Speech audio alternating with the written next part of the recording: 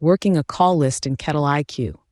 In this short training, I'll show you how to open a prioritized list, prep before each call, and track your progress through it.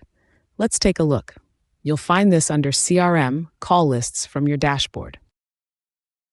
A call list is a prioritized set of accounts someone put together for you to work through, accounts that haven't ordered in a while, for example.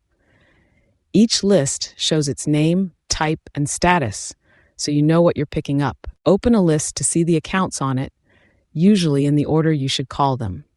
Click the first account, and I'll show you their contact info and recent history right there, so you're prepared before you dial. After the call, log the activity like normal, then come back to the list and mark that account as contacted, or check it off if the list supports that. Move down the list the same way, one account at a time. As you complete each one, I'll show your progress so you and your manager can both see how far through the list you are. It keeps a routine call push from turning into a guessing game about who's left.